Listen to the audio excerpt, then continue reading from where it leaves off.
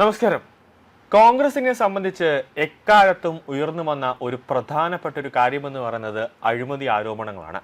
എത്ര പണം കിട്ടിയാലും കോൺഗ്രസിലെ നേതാക്കൾക്ക് അതുകൊണ്ടൊന്നും തൃപ്തിയാകുന്നില്ല എന്നതാണ് പ്രധാനപ്പെട്ട കാര്യം.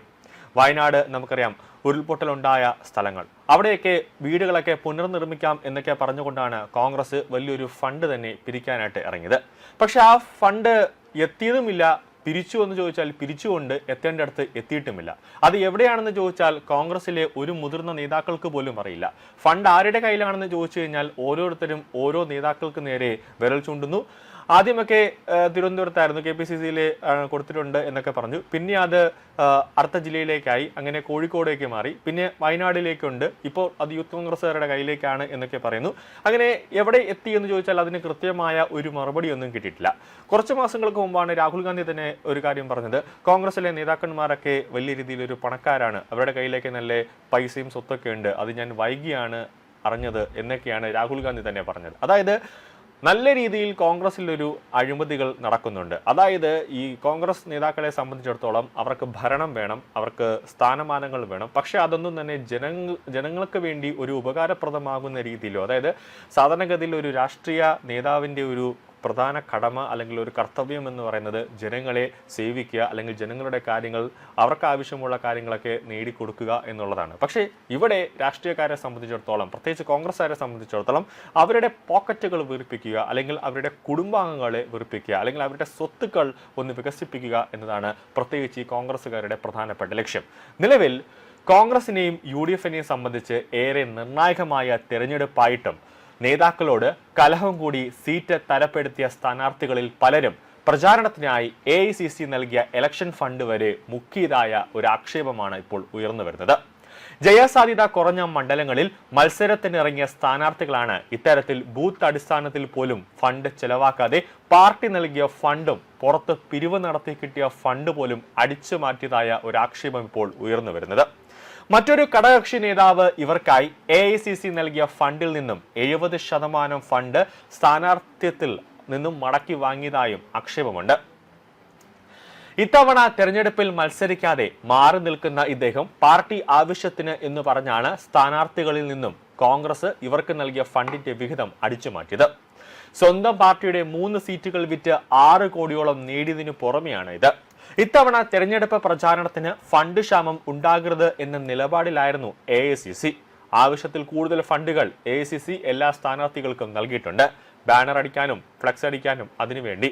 അതുകൊണ്ടാണ് തെരഞ്ഞെടുപ്പിന് മുമ്പൊക്കെ KC വേണുഗോപാൽ തിരുവനന്തപുരത്ത് വരുമ്പോഴും ഓരോ ജില്ലകളിൽ വരുമ്പോഴും എന്നെ ഈ തെരഞ്ഞെടുപ്പിൽ എന്നെ സ്ഥാനാർത്ഥിയാക്കുമോ എന്നൊക്കെ നേതാക്കൾ ചോദിക്കുമ്പോൾ നീ തന്നെയാണ് ഈ തെരഞ്ഞെടുപ്പിലെ സ്ഥാനാർത്ഥി എന്നുള്ള ഒരു മോഹ വാഗ്ദാനം നൽകുന്നു. ആ വാഗ്ദാനം വിശ്വസിച്ച് തെരഞ്ഞെടുപ്പ് അടുക്കാറാവുമ്പോൾ സ്ഥാനാർത്ഥികളെല്ലാം തന്നെ കൂട്ടത്തോടെ ഫ്ലെക്സും ബാനറൊക്കെ അടിച്ച് റോഡുകളിൽ കൊണ്ടുവച്ചത്.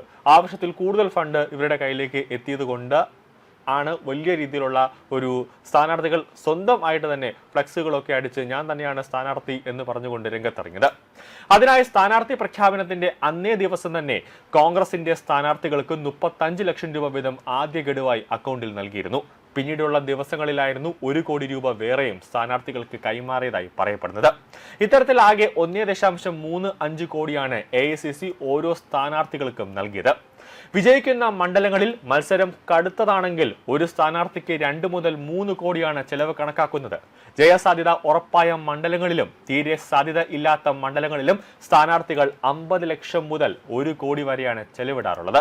എന്നാൽ ഇത്തവണ BJP സ്ഥാനാർത്ഥികൾ വൻതോതിൽ ഫണ്ട് ഇറക്കിയുള്ള പ്രചാരണം നടത്തിയതോടെ സ്വന്തം സ്ഥാനാർത്ഥികളെ സഹായിക്കാനായിരുന്നു AICC പതിവിലും അധികമായി ഫണ്ട് നൽകിയത്. ഇതിനു പുറമെ ഗ്രൂപ്പ് നേതാക്കളും തങ്ങളുടെ സ്ഥാനാർത്ഥികൾക്ക് വേറെ ഫണ്ട് നൽകിയിരുന്നു. ഇതിൽ നിന്നാണ് സ്ഥിരം തെരഞ്ഞെടുപ്പ് കച്ചവടക്കാരായ ബിരുദന്മാർ മിച്ചം പിടിച്ചത്.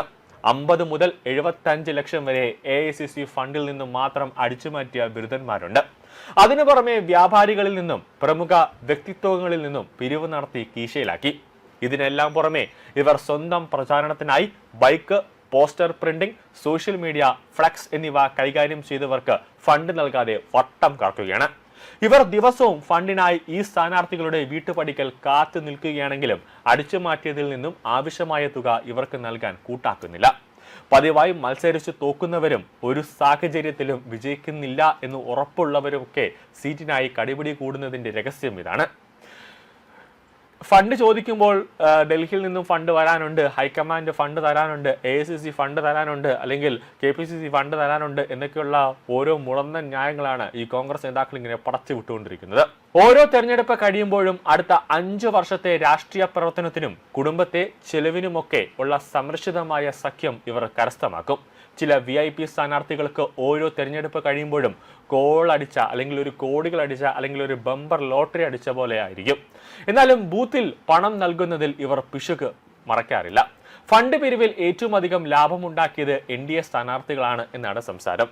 കേന്ദ്ര ഭരണത്തിന്റെ മറവിൽ മുതിർന്ന നേതാക്കളിൽ പലരും വമ്പൻ തുക സ്വരൂപിച്ചു എന്നൊക്കെയാണ് കോൺഗ്രസ് നേതാക്കൾ പറഞ്ഞു പരത്തുന്നത്. ഇടതുപക്ഷത്തിന്റെ സ്ഥാനാർത്ഥികളും നേതാക്കളും ചെറുകിട കച്ചവടക്കാരെ പോലും പിഴിയുന്നതിൽ അവർ എപ്പോഴും മുൻപന്തിയിൽ നിൽക്കുന്നതാണ്. അത് അന്നും ഇന്നുമൊക്കെ. അതുകൊണ്ടാണ് കോൺഗ്രസ് നേതാക്കളൊക്കെ തേച്ച് മിനുക്കിയ കതറിട്ടുകൊണ്ട് അവർ നടക്കുന്നത്. കാരണം അവർക്ക് പണിയെടുക്കേണ്ട കാര്യമില്ല. കാരണം അവർക്കൊരു പ്രത്യേകതരം ഒരു അസുഖമുണ്ട്. കാരണം ശരീരം വിയർക്കാനൊന്നും പാടില്ല. കാരണം ഈ കിട്ടുന്ന ഫണ്ടുകൾ, അതായത് അധ്വാനിച്ച് കിട്ടാത്ത പണങ്ങളൊക്കെ ഇവരുടെ കുടുംബം വികസിപ്പിക്കാനും കുടുംബത്തിലെ സ്വത്ത് വികസിപ്പിക്കാനും കുറേ ആഡംബര കാറുകൾ വാങ്ങാനും ഫ്ലാറ്റുകൾ വാങ്ങാനും അല്ലെങ്കിൽ വലിയ രീതിയിൽ ഏക്കർ കണക്കിന് സ്വത്തുക്കൾ വാങ്ങാനും ഒക്കെ ഈ പണം ഇവർ ഉപയോഗിക്കും. അതായത് ഒരു 10-30 വർഷത്തേക്ക് ഇവരുടെ കുടുംബം സ്വസ്ഥതയായി സമാധാനത്തോടു കൂടി ഭക്ഷണം കഴിച്ചും സുഖമായി ആഡംബരത്തോടുകൂടി ജീവിക്കാനൊക്കെയുള്ള ഫണ്ടുകൾ ഈ നേതാക്കന്മാരുണ്ടാക്കും. ഇവർക്ക് വേണ്ടി എല്ലാം, അതായത് ചത്ത് കടന്ന് പണിയെടുക്കാൻ കുറേ നേതാക്കളും അത് കുറേ അണികളും ഉണ്ടാകുമെന്നതാണ് പ്രധാനപ്പെട്ട ഒരു കാര്യം.